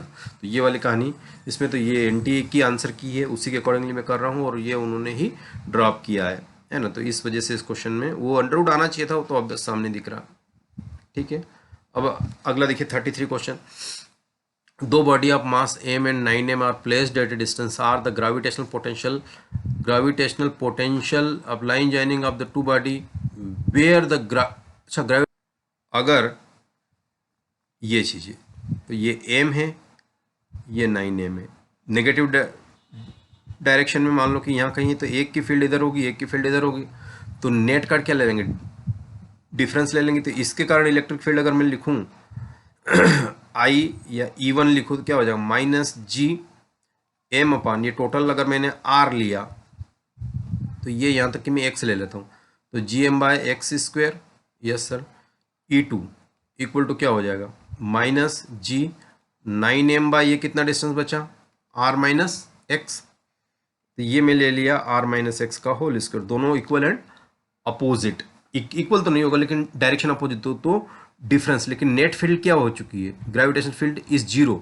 तो E1 माइनस E2 क्या होना चाहिए, जीरो होना चाहिए, तो यानी E1 इक्वल टू E2 हो जाना चाहिए मेरे पास। तो बस इसको लिख देता हूँ, यहाँ लिख देता हूँ, है ना। तो G M upon X square equal to G 9m R minus X का होल स्क्वायर, तो यहाँ से जी एम से जी एम गया, और ये सॉल्व करेंगे आप तो R minus X equal to आपके पास आ गया 9x स्क्वायर का अंडरवुड कितना हो जाएगा, सिंपल 3x हो जाएगा, और ये उस साइड जाएगा तो कितना हो जाएगा R इक्वल टू 3 और 1 4x, तो x की वैल्यू आपके पास आ गई R/4, और R माइनस एक्स की वैल्यू कितनी आ गई 3R/4 आ गई। अब यहाँ पर पोटेंशियल निकालना है, क्वेश्चन ये है, तो मैं यहाँ कर देता हूँ बची कुची कहानी। तो पोटेंशियल होता है minus G M by R, R कितना, एक एक्स आया, एक एक्स कितना आया R/4 आया, माइनस जी एम बाय इसका कितना आर माइनस एक्स, है ना। इस पोटेंशियल में जो होता है वो simple minus G M by R होता है, स्क्वायर नहीं होता है, फार्मूला याद रखना, 3R/4। तो नेक्स्ट इसमें सॉल्व करने जा रहा हूँ, तो ये कितना हो जाएगा, माइनस 4gm/r प्लस ये कितना आ गया माइनस 4gm/3r, है ना। तो यहाँ भी 3 का ऊपर नीचे मल्टीप्लाई करूँगी, ये कितना हो जाएगा 4 3 जा 12, 12 4 16, कौन सा ऑप्शन 16, 12 4 16 gm/r कर लेना पार्ट ऑफ कैलकुलेशन, है ना, पार्ट ऑफ कैलकुलेशन है। और ये वाला क्वेश्चन 34 क्या बोल रहा है, वेंचुरीमीटर पेट्रोल पंप पर अपन पेट्रोल भरवाने जाते हैं तो वहाँ के लीटर से नापता नहीं, वो एक मशीन रहती है पाइप वाली, तो ये पता चल जाता है कि वो मेजर कर लिया, तो वहाँ पर वेंचुरीमीटर काम करता है। और ये जिस प्रिंसिपल पे काम करता है वो बर्नौली है ना। जो फ्लूइड मैकेनिक्स पढ़ाई जाती है उसमें इसका डिटेल डिस्कशन होता है। तो इसका third option 35, and the source is connected to the capacitor C due to the decrease in operating frequency, क्या कहानी है। तो देखो, जब भी किसी सोर्स से कनेक्ट किया जाता है तो डिस्प्लेसमेंट करंट को अगर मैं यहाँ से लिखना चाहूँ तो डिस्प्लेसमेंट करंट, क्या करंट ही पूछा है ना उसने, ऑपरेटिंग फ्रीक्वेंसी, ऐसी सोर्स कनेक्टेड टू C से कनेक्ट कर दिया गया है, C से अगर कनेक्ट कर दिया तो वोल्टेज का क्या रिलेशन है। तो वोल्टेज का रिलेशन वहाँ से देखिए कि डिस्प्लेसमेंट करंट का एक्चुअली फॉर्म क्या होता है, epsilon not d phi by d t, ये डिस्प्लेसमेंट करंट है एप्सिलॉन, और फाई मतलब फ्लक्स मतलब E डॉट ए, और E का मतलब क्या हुआ, voltage upon d V by d l into A, यानी यहाँ से मुझे क्या मिल चुका है, वोल्टेज का ग्रेडियंट मिला है, यानी मैं वोल्टेज कैसे वेरी कर रहा है ये, और वोल्टेज वेरी कैसे करता है, B naught sine omega T के फॉर्म में वेरी करता है ना वोल्टेज। तो यहाँ से अगर डिस्प्लेसमेंट करंट की मैं बात करूँ तो ये डायरेक्टली प्रोपोर्शनल किसके हो गया, वी नॉट हो गया, और ये जैसे ही वी नॉट हो गया तो डिक्रीज ऑपरेटिंग फ्रीक्वेंसी क्या हो जाएगी, ये भी डिक्रीज हो जाएगी आपकी। फोर्थ ऑप्शन 35 का चला जाएगा। ठीक है, चलिए तो नेक्स्ट क्वेश्चन अब अपन आगे फ्रेम करते हैं 35 को। 36 ये सेक्शन बी है जिसमें से कोई आई थिंक आपको 5 क्वेश्चन करने होते हैं, है ना। तो देखिए, the hydrogen of the inner most orbit of the hydrogen atom इतना दे रखा है radius, what is the radius of allowed, है ना, हाइड्रोजन एटम थर्ड। तो ये कैसा क्वेश्चन है, आसान है कि फार्मूला बेस है। तो nth ऑर्बिट की रेडियस कैसे दी जाती है, n square into inner most orbit का रेडियस। ठीक है, ये फार्मूला आपको याद रखना है ना। अब n कौन सा हो गया, नंबर ऑफ ऑर्बिट हो गया, n आपके पास नंबर ऑफ ऑर्बिट हो गया। तो अगर मैं कहूँ कि इनर मोस्ट ऑर्बिट की, तो ये वाली वैल्यू दे दी आर आई की, ये कौन सा है इनर मोस्ट, ये आप देख सकते हैं इनर मोस्ट की वैल्यू दे रखी है, और n पता ही है तो nth की निकल जाएगा, r3 की मुझे निकालना, तो n की वैल्यू कितनी रखूँगा, कितना रखना है, थर्ड का स्क्वायर, थ्री का स्क्वायर इंटू आर आई कितना दिया है 5.3 इंटू 10 पावर -11, मल्टीप्लाई करो इसको कितना आ जाना चाहिए।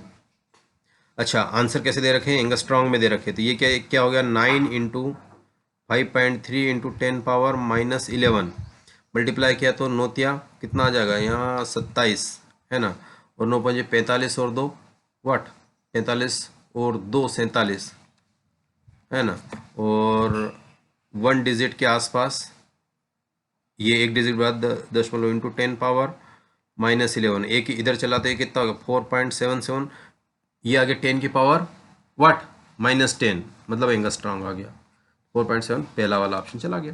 तो बिल्कुल फार्मूला बेस था, तो आप इसको इजीली कर सकते हैं। रेजिस्टेंस, है ना, तो आर नॉट आपको दे रखा है, आई थिंक आर नॉट कितना दिया है, आर नॉट दे रखा है 2 ओम दे रखा है, और आर टी पे निकालना, तो ये आ जाएगा आर नॉट 1 प्लस अल्फ़ा, अच्छा अल्फ़ा ही निकालना है, अल्फ़ा, और डिफरेंस क्या है 80, तो 80 अल्फ़ा बोल दिया मैंने, है ना। तो ये आर कितना दे रखा है 6.8 दे रखा है, आर नॉट कितना दे रखा है 2 दे रखा है, 1 प्लस 80 अल्फ़ा, है ना। यहाँ से आप सॉल्व करेंगे तो कितना आ जाएगा, सॉल्व करने पर आपके पास ये आ जाएगा 3.4 माइनस तो 2.8 आ गया, इज इक्वल टू 80 अल्फ़ा आ गया। तो यहाँ से अल्फ़ा को आप कैलकुलेट कर लीजिएगा, है ना, यहाँ से अल्फ़ा को आप कैलकुलेट कर लीजिएगा। तो ये आई थिंक आपका कौन सा ऑप्शन आ जाएगा इसमें, चलिए तो ये यहाँ से अल्फ़ा की वैल्यू आपके पास आ जाएगी 2.8 बाय 80, तो ये something 3 into 10 power -2, which one, fourth वाला ऑप्शन आपका चला जाएगा। इसको देखिए 38 क्वेश्चन को देखेंगे तो नेट इम्पिडेंस आपको निकालना है, नेट इम्पिडेंस मतलब जेड। अब देखने पे तो लगता है कि ये रिजोनेंस है, लेकिन ये रिजोनेंस है नहीं। क्यों नहीं है रिजोनेंस, क्योंकि एक्स सी अगर मैं निकालूंगा तो ओमेगा एल आएगा, ओमेगा का मतलब होता है 2 पाई एफ इंटू एल, ये आ गया 2 पाई। फ्रीक्वेंसी आपको दे रखी है 50, तो ये मैंने 50 लिखा। एल आपको दे रखा 50 अपान पाई, 50 अपान पाई इंटू 10 पावर -3, पाई से पाई गया, तो ये आपके पास आ जाएगा कितना, 2500, 5000 में से ये 3 जीरो खा जाएगा, तो ये आपके पास आ गया 5 ओम, है ना। तो एक्स एल नॉट सी, है ना, एक्स एल इतना आया। अब हमें निकालना है एक्स सी, कितना आ जाएगा एक्स सी, 1/2 पाई, ओमेगा सी होता है, ओमेगा की वैल्यू होगी 2 पाई एफ, और ये सी, तो 1/2 पाई ऐसा ही रखा। एफ की वैल्यू कितनी आ रही है, एफ की वैल्यू तो 50 हट जा रही है। सी की वैल्यू कितनी आ रही है, सी की वैल्यू आपके पास, सी की वैल्यू आपके पास आ चुकी है 10⁻³ अपान पाई, तो पाई से पाई कैंसिल हो गया, है ना। तो यहाँ से, और ये 10⁻³ माइक्रो में है, तो ये 10⁻⁻6 आ जाएगा। तो यहाँ से आप इसको सॉल्व करेंगे तो ये कितना आ गया, 50 इंटू 2 नथिंग बट 10⁻³, तो 100, या सॉल्व कर ही देता हूँ मैं, तो ये आ जाएगा आपके पास 100 अपान आपके पास आ गया 100, 2 0 0, तो ये बचा आपके पास 10, तो ये आया एक्स सी। तो z निकालना मुझे, तो अंडर रूट क्या आ जाएगा, X C minus X L plus R का स्क्वायर। कहाँ गया वो, 1 मिनट, है ना, प्लस आप देखेंगे आर का स्क्वायर, तो ये कितना आ जाएगा, X C minus X L 5 का स्क्वायर, और ये आर कितना है 10 का स्क्वायर, तो ये आ जाएगा 125, है ना, 125, 100 प्लस 25, तो 125 आ गया, है ना। तो अब इसको हम लिख सकते हैं 5√5 लिख सकते हैं, तो नथिंग बट कौन सा ऑप्शन चला जाएगा, 4th ऑप्शन चला जाएगा, which is much easy as you expect. 39 देखिए, है ना, 39 भी आसानी है, ये ए गया तो ये नॉट गेट से गुजरने के बाद ये क्या बन गया, ए नॉट बन गया। ये भी नॉट गेट से गुजरने के बाद ये बन गया बी नॉट। अब यहाँ आएगा क्रॉस, तो ए नॉट बी नॉट क्रॉस का भी नॉट बैठा हुआ। अब यहाँ क्या लगा दोगे, डिमार्गन लॉ लगा दिए, तो ये इसको खोलेंगे तो नॉट का नॉट प्लस इसका नॉट का नॉट, है ना, यही ना आएगा, और प्लस में आ जाएगी, तो ए प्लस बी यानी सिंपल ऑर गेट बन रहा है। तो ऑर गेट की ट्रूथ टेबल कौन सी है, 0 0 0 0 1 0, ये भी ऑर गेट की नहीं। कोई भी आइदर 1 हो तो चल जाए दोनों, तो ये भी ऑर गेट की नहीं।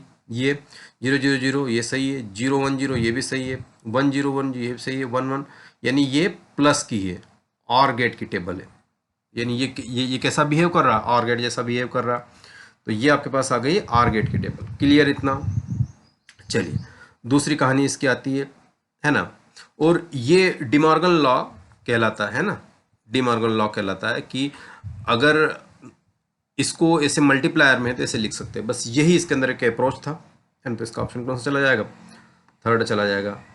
40 वाला, है ना, 40 वाला क्वेश्चन, 10 रेजिस्टेंस है ना, equally connected in series, the battery of EMF is 10 negligible, then the connected in parallel to the battery, same the current is increased by n, then the value of n, 10 resistance connected है, तो I series में अगर लिखूंगा, पहले series में था तो I को कैसे लिखा जा सकता,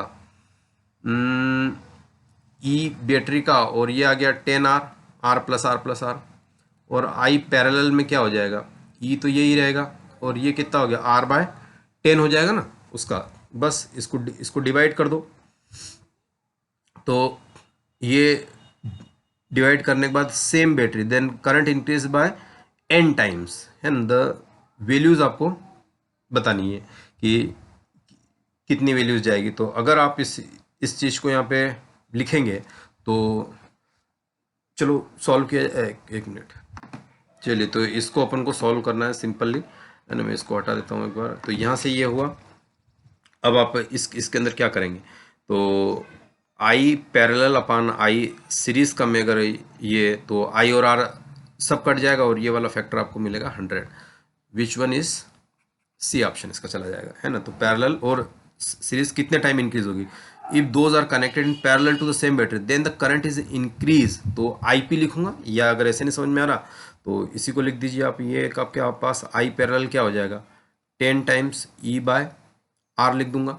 अब यहाँ से 10 तो 10 ही रहना, ई बाय आर की वैल्यू यहाँ से कितनी आ गई है, देखो ई बाय आर की वैल्यू आ गई 10 आई एस, 10 आई एस और आई पैरेलल, तो ये कितना हो गया, ये 100, तो आई पैरेलल बाय आई सीरीज जो मैं यहाँ देख रहा था वो कितना आ रहा है, 100 आ रहा है आपके पास, है ना। तो 100 का फैक्टर 41 का calculate the maximum acceleration of the moving car so that the body lying on the floor so that the remains stationary the coefficient of static friction between this किसका है, सूडो फोर्स का है, किसका है, pseudo force का। और pseudo force कैसा कि अगर ये कोई कार का फर्श है, यहाँ से कार जा रही है, ऐसे जा रही है, तो ये ए एक्सीलरेशन जाती है, तो मैंने बता रखा है कि सूडो फोर्स डिफाइन होता है मास ऑफ द बॉडी, लेकिन एक्सीलरेशन ऑफ द सिस्टम उसका तो क्यों, वो तो रेस्ट पे है ना तो ये अगर ए से जा रहा है तो ये भी है, मास इसका एम है तो ये एम, तो ये सूडो फोर्स का मैग्नीट्यूड होगा, सूडो फोर्स का मैग्नीट्यूड होगा। तो friction force, pseudo force friction force से ही डिफाइन होगा, तो म्यू एम जी, बस यही है ना। म्यू कितना दिया, 0.1 दे रखा है, एम कितना दे रखा है, दिया है कि नहीं दिया, क्या पूछा है, एक्सिलरेशन पूछा है, एक एक्सिलेशन, तो ये एक्सिलेशन ही क्या हो जाएगा, एम जी हो जाएगा। तो एम और जी की वैल्यू कितनी आ रही है आपके पास, 9.8 है कि 10 है, 10 है, म्यू एम जी, बस। तो एम से आपके पास क्या कट चुका है, ए कट चुका है। अब आपके पास ए कितना आ गया, नथिंग बट यहाँ से आप, हाँ 0.1 है या कितना दे रखा है, अच्छा 0.15 दे रखा है, ये वाला इधर देख लो ना, ये वाला 15 दे रखा है, तो ये 15 लिखिए और यहाँ पे आ जाएगा 1.5 मीटर पर सेकंड, इतना मैक्सिमम एक्सेलरेट कर सकते हैं, उससे ज़्यादा एक्सेलरेट करेंगे तो वो फिसल जाएगा, है ना, वो फिसल जाएगा। ये वाली कहानी आपको याद रखनी है। तो ये 41 हो गया, ये भी बहुत अच्छा क्वेश्चन है ना। तो यहाँ पे आपको क्या निकालना है, पार्टिकल का एक्सेलरेशन, ये क्या हो गया, अम्पलीट्यूड हो गया। तो एक्सेलरेशन क्या होता है, पार्टिकल का माइनस ओमेगा स्क्वायर एक्स होता है, एक्स अम्पलीट्यूड है तो अम्पलीट्यूड ए कितना 1 है, और ओमेगा कैसे लिखूंगा मैं, 2 पाई/टी टाइम पीरियड, है ना, 2 पाई/टी इंटू एक्स की जगह भी ये 1 हो गया। आगे देखो तो ये आ गया 4 पाई² माइनस का, है ना, माइनस है, ये तो ओमेगा मैंने साथ में लगा, टी कितना, यहाँ से यहाँ तक का टाइम कितना 8 है, तो 8 का स्क्वायर कितना हो जाएगा 64 हो गया, इंटू 1, तो ये कितना हो जाएगा 1664, तो -π²/16 क्या हो जाएगा, मीटर पर सेकंड स्क्वायर। विच ऑप्शन, 16 तो एक ये भी है और 16 ये है, तो क्यों नेगेटिव, हाँ तो नेगेटिव ही तो रहेगा, तो first option correct, first option आपका क्या हो जाएगा, करेक्ट हो जाएगा। और सैटेलाइट की बात कर रहा है ना, तो ये काफ़ी आसान है। तो अर्थ है ना, अर्थ के नियर में ही कोई सैटेलाइट उड़ रहा तो आर ही मानिए उसको। तो फोर्स ऑफ अट्रैक्शन, इसका मास एम है, इसका मास कैपिटल एम है, तो G capital M small m by are square, ये फोर्स ऑफ अट्रैक्शन, ये सेंट्री फ्यूगल फोर्स जो बाहर की तरफ आएगा वही और मैग्नीट्यूड सेंट्रीपिटल, तो यहाँ पे कितना आ जाएगा M V square by R. तो यहाँ से v की वैल्यू काटने पीटने के बाद आपके पास आ जाती है एक आर से एक आर, तो v की वैल्यू आ गई आपके पास जी एम बाय आर। ये क्या है, G M M by are square, ये सेंट्रीपिटल, और ये आपके पास आ गया M V square by R. अब देखिए टाइम पीरियड का फंडा जो आता है वो क्या होता है, 2 पाई आर जो रेडियस है अपान वी, है ना। v की वैल्यू यहाँ से आप चिपका दीजिए इसकी, तो अच्छा इधर ये करेंगे ना क्वेश्चन, तो यहाँ इसको कर लेते हैं। तो टाइम पीरियड का रिलेशन की बात कर रहा है कि satellite constant time period the density, तो कहाँ गया मेरा T, yes T is equal to आप लिखेंगे 2 पाई आर, और v की वैल्यू आपने निकाली रखी है ना। v की वैल्यू अब आ जाएगी, देखो यहाँ स्क्वायर था तो ये कितनी आ जाएगी, अंडर रूट में आ जाएगी, तो यहाँ पे मैं लिख दूंगा root under G M by are, square कर दीजिए दोनों साइड, तो जी स्क्वायर, ये आ गया 4 पाई² आर स्क्वायर, और एक आर ऊपर गया तो ये क्यूब हो गया, अपान में जी एम आ गया। अब डेंसिटी का क्या रिलेशन है, डेंसिटी का रिलेशन है आपके पास मास इनटू वॉल्यूम, है ना। तो डेंसिटी क्या होती है, मास बाय वॉल्यूम होती है, तो मास अपान 4/3 पाई आर क्यूब ये डेंसिटी होती है। तो अब देखो यहाँ डेंसिटी के टर्म में लिखा हुआ है, तो मैं क्या करने वाला हूँ, इसी को यहाँ लिख देता हूँ T square 4 pi R cube, और यहाँ से जी एम की वैल्यू कितनी आ जाएगी, जी एम छोड़िए, जी तो ऐसा ही रहेगा, एम की वैल्यू यहाँ से कितनी आ जाएगी, डेंसिटी इंटू कितना आ गया 4/3 पाई आर क्यूब। तो 1 पाई से पाई गया, आर क्यूब से आर क्यूब गया, 4 से 4 गया, तो फाइनली मेरे पास और 3 ऊपर चला गया, तो एक आर बचा था, आर क्यूब था, तो ऊपर आ जाएगा आर क्यूब से आर क्यूब कट गया, पाई स्क्वायर में से एक पाई बचा, तो ऊपर बना 3 पाई और ये जी डी और इधर आ रहा है टी स्क्वायर। तो किससे मैच हो रहा है ये वाली क्वांटिटी टी स्क्वायर से, तो ये आपका ऑप्शन आ गया थर्ड। तो इसको ऐसे भी कर सकते हैं थर्ड वाला ऑप्शन। और ये वाला क्वेश्चन तो कोई क्वेश्चन नहीं है, लेकिन फिर भी क्वेश्चन मान लेते हैं इसको। इस क्वेश्चन में क्या आ रहा है, इसको सिग्निफाइड कर दीजिए 1 2 और 3। देखो डायरेक्शन वाइज ऐसे जा रहा है, तो कर्ल करना है, यानी 1 के कारण जो मैग्नेटिक फील्ड होगी वो कैसी होगी, यहाँ पे इनवर्ड होगी क्रॉस। 2 वाले यानी आर्क के कारण मैग्नेटिक फील्ड होगी वो कैसी होगी, आउटवर्ड बाहर की तरफ। और 3 के कारण electric field sorry magnetic field curl करने पर इनवर्ड होगी यानी क्रॉस होगी। यानी इन दोनों की मैग्नेटिक फील्ड तो हम ऐड कर लेंगे, लेकिन आर्क की माइनस करनी पड़ेगी, आर्क की माइनस करनी पड़ेगी। तो मैं दोनों की ऐड कर दे, तो सेमी इनफाइनाइट केस हो गया, ये सेमी इनफाइनाइट ये सेमी इनफाइनाइट, दोनों की डायरेक्शन सेम, तो ऐड कर दो सिंपल, बी नेट एट ओ, ये ओ है तो बी नेट एट ओ क्या हो जाएगी, है ना, बी नेट एट ओ। आपके पास कलर चेंज करने के बाद ही पता चलेगा आपको क्या है। देखिए तो ये आ गया म्यू नॉट अपान 4 पाई, और ये आ जाएगा आई अपान, है ना, 2 आई एक्चुअली होता है 2 आई अपान डी, डी तो यही हो गया, आर ही हो गया, तो ये आर हो गया, है ना। तो ये एक के कारण निकला मेरे पास।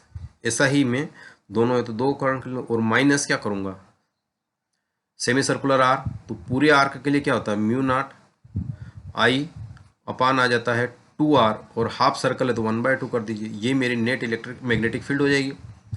तो इसमें से मैं क्या करने वाला हूँ, है ना, तो ये सेमी इनफाइनाइट, ये 2 नहीं है उस फार्मूले में, है ना, 2 आपके पास नहीं है, सिंपल इसका सेमी इनफाइनाइट का फार्मूला होता है आई, इनफाइनाइट में 2i होता है, ये आई अपान आर इंटू 2 गुना है, तो इसी जाएगी। अब 4r कॉमन है, पाई भी हमको एक्चुअली बाहर निकाल लेना है, या पाई अंदर ही रहने दीजिए। तो अब क्या करेंगे इसके अंदर, है ना, तो ये वाला 4 पाई यहाँ से बाहर निकाल लिया मैंने, तो mu not I upon 4r, और ये आ गया 2 अपान पाई -1 आ गया। अब देखिए यहाँ एक तो ये है, अब अगर मैं यहाँ समझने वाली कहानी है कि ये pointed into the page, pointed away from the page, और पॉइंटेड ये तो होंगे ही नहीं, ये तो ऐसे एलिमिनेट हो गए, इन दोनों से स्ट्रगल करना आपको। तो 2 अपान पाई की अगर मैं बात करूं कि ये वाला सेक्शन और ये वाला सेक्शन मिलके इनवर्ड मैग्नेटिक फील्ड बना रहा है, तो क्या ये ज़्यादा होगी मैग्नीट्यूड में, कम होगी। तो अगर मैं कह दूं, हालांकि ऑप्शन तो आपका कौन सा पहला ही जाएगा, लेकिन हमें तो जस्टिफाई करना है ना, कॉन्सेप्ट समझना है। तो यहाँ पर देखिए चाह कर ये चीज़ ऐसी लिखी गई है, क्यों, क्योंकि अब यहाँ देखो, यहाँ पाई से डिवाइड हो रहा है पूरा फैक्टर, यहाँ पाई से डिवाइड नहीं हो, तो ये वाला डेफिनेटली कैसा होगा, बड़ा टर्म होगा, तो ये प्लस हो जाएगा और ये माइनस हो जाएगा। Mu not I definitely 4 R आ गया, 4 आर आ गया, ये पाई से डिवाइड हो गया, और ये 2 से मल्टीप्लाई, लेकिन पाई कितनी ज़्यादा है ना उससे क्वांटिटी, तो ये टर्म क्या हो जाएगा, छोटा हो जाएगा, तो छोटे में से बड़े को माइनस कर नेगेटिव आएगा, तो आपका फर्स्ट वाला ऑप्शन चला गया। इसी टाइप से 45 को देख लीजिए, है ना, 45 रे ऑप्टिक्स से क्वेश्चन फ्रेम हुआ है ना, रे ऑप्टिक्स से क्वेश्चन फ्रेम हुआ है। हेलो, चलिए तो अब अगला सेक्शन ब्रेक के बाद, है ना, ये स्टार्ट हो गया। तो इसको अलग तरीके से देखिए आप, 3 कॉम्बिनेशन देखिए, एक ये वाला लेंस, एक कॉन्वेक्स लेंस, और एक ये वाला कॉनकेव प्लेनो कॉन्वेक्स, है ना, प्लेनो कॉनकेव और ये वाला पहले प्लेन, तो इसकी F1 F2 और F3 इन दोनों को जोड़ देंगे तो कंबाइंड आ जाएगी अपने पास, है ना। तो F1 को मैं लिखूंगा तो क्या लिखूंगा, इसकी रिफ्रैक्टिव इंडेक्स 1.6 माइनस 1, है ना। ये वाली रेडियस 1/r, है ना, माइनस की है, माइनस 1/इंफिनिटी, प्लेन है तो ये तो कुछ मतलब ही नहीं है। तो 0.6/r कितना है, r कहाँ गया, 20, ये हटाऊंगा 200, यानी 3/100, और माइनस इसके साथ, इसका पीछा छोड़ेगा क्या, माइनस नहीं छोड़ेंगे। तो और ये वाली वैल्यू 1/f1 की है, तो 1/f1 माइनस 3/100, सिमिलर कंडीशन हो जाएगी 1/f2। सारी चीज़ तो सेम है, रिफ्रैक्टिव इंडेक्स भी सेम है ना, रिफ्रैक्टिव इंडेक्स सेम है, रेडियस ऑफ कर्वेचर सेम है, तो ये सेम हो जाएगी। अब 1/f2 को देख लीजिए थोड़ा सा, है ना, म्यू माइनस 1 यानी 1.5 माइनस 1 इंटू, अब यहाँ दोनों का लिखा हुआ आएगा 1/r, तो r कितना है 20, 1/20 माइनस माइनस प्लस, तो अगेन 1/20, तो इसको सॉल्व करेंगे तो अब मिलेगा 0.5/20 और ऊपर आ गया 2, तो ये आपके पास आया 10, और ये एक जीरो हटा दिए, भी आ गया 10, तो यहाँ पे आ जाएगा 5/100 ही रहने देता हूँ, काटूंगा नहीं, क्योंकि ये भी 100 है अपान में, तो ईजी रहेगा।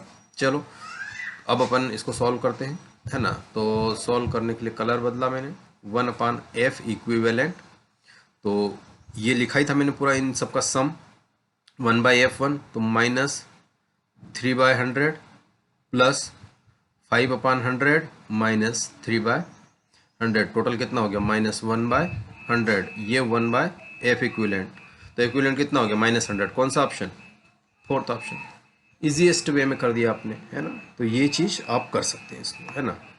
अब आपके पास आ रहा है 46, टू थिन लेंसेस है जिनकी सेम फोकल लेंथ है, बट द कॉन्वेक्स लेंस, है ना, and other is concave lens, when they are placed in contact with each other the equivalent focal length of the combination, जितना ये converge करेगा ये उतना डाइवर्ज कर देगा, तो जैसे आई थी वैसे चली जाएगी, यानी इनफाइनाइट हो जाएगी इसकी। सिंपल लॉजिक है ना। देखते देखते क्वेश्चन आपका बन गया। 47 को देखिए, 47 को आप देखेंगे, थोड़ा सा विजुलाइजेशन है इसमें, है ना, विजुलाइजेशन है, तो यहाँ आप देखेंगे इसमें, चलिए तो यहाँ पे अब भी ये वाला जो फंडा है इसको अपन देखते हैं कि इस एक्सिस पे कितना है, 2i है, 2i है, ये आपके पास आ गया 3j, और ये आपके पास आया k, तो ये अंदर की तरफ -3k। अब यहाँ पर आपके पास रखा हुआ है एक वायर रखा हुआ, कितना वायर है, जो लेंथ l का है, तो l लेंथ का एक वायर रखा हुआ है ना। तो f इक्वल टू क्या होता है, BIL होता है ना। तो ये IL जो l है, अगर करंट की डायरेक्शन में ही है या मैग्नेटिक फील्ड की डायरेक्शन में ही है, या तो इसको ले लीजिए या I को ले लीजिए और उसका कंपेयर कीजिए B के साथ, यानी मैग्नेटिक फील्ड इनवर्ड है और वायर भी इनवर्ड ही जा रहा है, तो उस पर कोई फोर्स नहीं लगेगा, तो यानी इसके कारण तो कोई फोर्स लगने वाला है नहीं, है ना। 2i कारण जो फोर्स लगेगा ये लगेगा, तो ये आपके पास लगेगा कितना, 3j और 4k माइनस अंदर की तरफ, है ना। तो यही दो फोर्स लगाएंगे।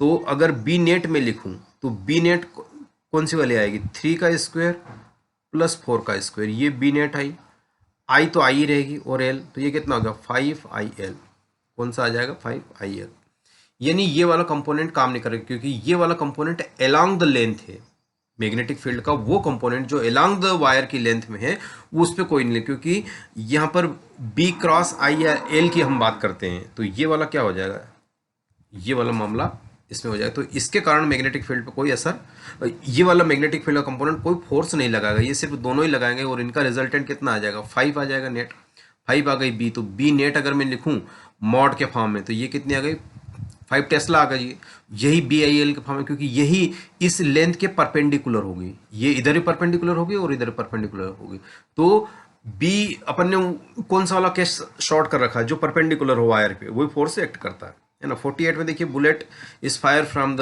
रेक्टेंगुलर वुडन ब्लॉक, है ना, when it bullet travel 24 centimetre, है ना, 24 centimetre, then what happen, then the block is along the length horizontally, है ना, तो ये ब्लॉक ऐसा देखिए आप, है ना, तो ये यहाँ तक आ चुकी है ना, ये 24 सेंटीमीटर तक आ चुकी है, और ये आने के बाद ये अपना 1/3 वेलोसिटी खो दिया इसने। यहाँ यू था तो 24 सेंटीमीटर अंदर घुसने के बाद इसकी वेलोसिटी कितनी हो गई, यू हो गई, और फिर यहाँ से जब ये लास्ट तक आती है यहाँ 0 हो गई इसकी वेलोसिटी।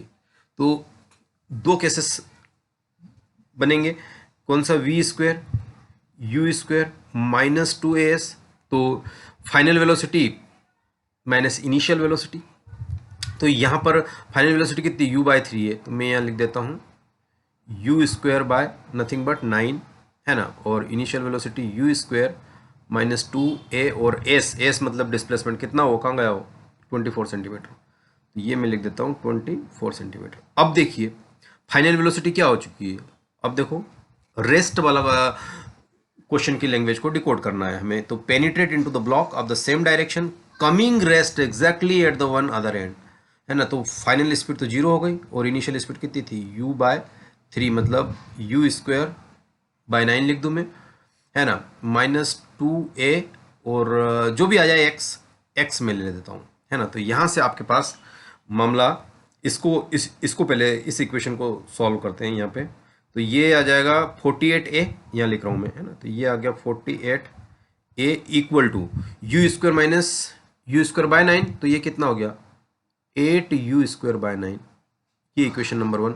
दूसरी वाली इक्वेशन आ जाएगी ये कितना, 2ax equal to U square by 9, इन दोनों को डिवाइड कर दीजिएगा तो कितना आ जाएगा 24, तो यहाँ पे मेरे पास आ रहा है 24 बाय एक्स इक्वल टू आ गया, और यू स्क्वायर बाय 9 से यू स्क्वायर बाय 9 कटा, ये बच गया 8, तो 8 3 जा 24, तो एक्स की वैल्यू आ गई 3 सेंटीमीटर, ये 3 सेंटीमीटर आई, यानी ये चलने वाला कितना 20, तो 24 पहले ही चल चुका था, ये कितना 3, तो टोटल कितना होगा 27, है ना, टोटल लेंथ ऑफ ब्लॉक कितना हो जाएगा 27, बी ऑप्शन इधर लगा देता हूँ, है ना, बी ऑप्शन इसका आ जाएगा, है ना। अब ये देख लीजिए डाइपोल का बहुत ही आसान सा क्वेश्चन है, electric dipole placed in a magnetic, तो अब यहाँ पर उस फार्मूले से न लगाकर आप इससे, तो इसकी डिस्टेंस कितनी हो जाएगी, ये 5 है, ये 3 है, तो ये कितनी हो गई 2 हो गई, और ये 5 है, तो यहाँ तक कितनी हो गई 8 हो गई टोटल, 5 और 3 8। तो चार्जेस के फोर्सेस कैसे लगेंगे, तो F फिजिकल टू क्या होता है ना, इलेक्ट्रिक डाइपोल प्लेस से, तो F इक्वल टू क्यू लगा देंगे, तो पहले ई निकाल लेते हैं, तो E1 निकाल लेता हूँ मैं, कितना आ जाएगा के क्यू बाय आर स्क्वेयर, है ना। डाइपोल के केस में आप क्या सिंपल इलेक्ट्रिक फील्ड लिख दीजिए, है ना, तो ये वाली इलेक्ट्रिक फील्ड अपन लिखने जाएंगे तो कैसे, चलिए तो यहाँ पे अब हम, ये क्या बोल रहा है, electric dipole shown in figure, the electric potential at the point P, potential पूछा हुआ, तो हम इलेक्ट्रिक फील्ड का निकाल रहे हैं, मत निकालिए इलेक्ट्रिक फील्ड, पोटेंशियल निकाल लीजिए, दोनों पॉइंट उसको माइनस कर लीजिए, तो पोटेंशियल लेट से V1 में लिखूंगा तो के क्यू, इस चार्ज के कारण यहाँ पर पोटेंशियल क्या, के क्यू बाय आर, आर कितना हो गया इसके कारण, प्लस वाले कारण इसको मैंने 1 बोला और इसको मैंने 2 बोला, ठीक है, तो 1 आपके के क्यू बाय आर मतलब 2 सेंटीमीटर हो गया, और ये पॉजिटिव है तो पॉजिटिव लिखा। अब V2 देख लीजिए, V2 कितना हो जाएगा, के क्यू माइनस चार्ज है तो माइनस लिख दिया, आर कितना हो गया 5 और 3 8, है ना। तो अब ये आपके पास दोनों आ गए, तो नेट पोटेंशियल यहाँ लिख देते हैं, तो V1 प्लस V2 नेट हो गया, तो के क्यू बाहर ले लो, अंदर कितना बचा 1/2 माइनस 1/8, है ना। तो ये वाली कहानी तो मैं क्या करने वाला हूँ, 4 का ऊपर नीचे, तो 1/2 माइनस 1/8 कितना होता है, तो ये 8 माइनस 2 कितना हो गया, नथिंग बट 8 आ रहा है या कितना आ रहा है 3 5 में 3 गया 2, तो इसको सॉल्व कीजिए एक बार, कितना आ जाएगा ये? तो इसको अगर हम सॉल्व, एक मिनट ये इसको मैं हटा देता हूँ, तो इसको अगर सॉल्व किया जाए तो कितना आ जाएगा, 4 का ऊपर नीचे मल्टीप्लाई, तो 4 माइनस 3/8 आ जाएगा 8, और ये साथ में के क्यू, है ना, के क्यू चल ही रहा था, तो ये के क्यू 3/8, के क्यू कौन सा ऑप्शन है, सेकंड वाला ऑप्शन चला जाएगा इजीएस्ट वे में, है ना। तो इलेक्ट्रिक फील्ड ही पूछ सकता है, और भी सारी चीज पूछ सकता है, और लास्ट 1 क्वेश्चन, है ना। तो यहाँ देखिए एक ब्रिज है, अच्छा क्वेश्चन मैकेनिक्स का, एक ब्रिज है ना, ब्रिज के नीचे पानी भरा हुआ है, तो यहाँ से एक बॉल को थ्रो किया गया, ऐसे होके यहाँ पानी में गया, है ना।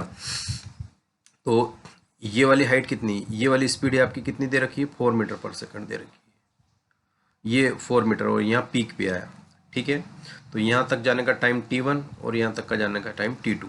तो ये मुझे लेट से ये मैंने x बोल दिया, तो मैं x निकाल सकता हूँ। कैसे निकालूंगा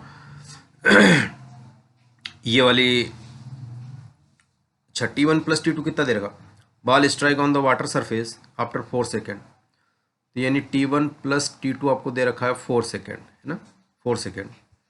और तो t2 के निकल जाएगा क्या, डेफिनेटली निकल जाएगा, क्योंकि 4 सेकंड दिया जा रहा है, तो जाने में टाइम कितना लगेगा, t1 u बाई जी, है ना, g 10 लेना, u कितना है 4, 4 बाय मतलब 0.4 सेकेंड जाने में लगा टाइम। तो t2 मेरे पास आ जाएगा t2 कितना आ जाएगा, 4 माइनस 0.4 सेकेंड, क्योंकि दोनों टाइम आपको दे रखा ना। तो t2 आपके पास कितना आ गया, ये आ गया 3.6 सेकेंड, ये आ चुका, यानी ये वाला वो टाइम है जिसमें ये यहाँ से यहाँ तक फॉल करेगी। तो इनिशियल वेलोसिटी आपके पास कितनी हो गई है, u0 हो गई जब गिरते वक्त, है ना। तो क्या, और ये ट्रेवल कितना करेगी, x, तो ये प्लस इसकी height x plus h equal to कितने में कर देगी, हाफ g t2 का स्क्वायर। ut कहाँ गया सर, अरे ut तो खत्म हो गया ना, u इनिशियल 0 था ना, तो x निकालना है मुझे। u इस केस में कितना आ जाएगा, maximum height u square by 2g, यही ना होती है maximum height, equal to half g, और ये वाला कितना आ गया 3.6 का होल स्क्वायर, 3.6 का होल स्क्वायर। तो यहाँ सॉल्व कर लेते हैं, x को एक्चुअली में कैलकुलेट करना है मुझे। तो ये g की वैल्यू 10 रखूँगा, तो ठीक है, ये भी रहने देते हैं, g बाय 2 और 36 by 10 into 36 by 10 minus u square कितना, u ये फेंका गया था, u स्क्वायर मतलब 16 बाय 2g मतलब 2 इंटू 10। यहाँ से ये वाली कहानी आ चुकी थी, g से g कटा, एक 10 से एक 10 कटा, तो ये 20 ये 20, तो इजीली रहेगा 36 इंटू 36 माइनस 16 अपान में 20। तो यहाँ से इसको सॉल्व करेंगे आप, तो x यहाँ से निकल के आ रहा है, x यहाँ से निकल के आ रहा है, तो यहाँ से आपके पास x जो है ये निकल के कितना आएगा, कैलकुलेट करिए एक बार, तो ये आ जाएगा आपके पास 64 मीटर, इतना इस ब्रिज का हाइट होगा। तो ये वाला 4th ऑप्शन आपका चला जाएगा। तो इस टाइप से मैंने ये फिजिक्स का सेक्शन मैंने आपके साथ शेयर किया। अगर वीडियो बेहतरीन लगा, इसमें कुछ फ्रूटफुल लगा, तो आगे के सेशन भी लेके आएंगे अपन। तो ये वीडियो यहीं तक का, मिलते हैं अगले वीडियो में। Thank you, bye bye.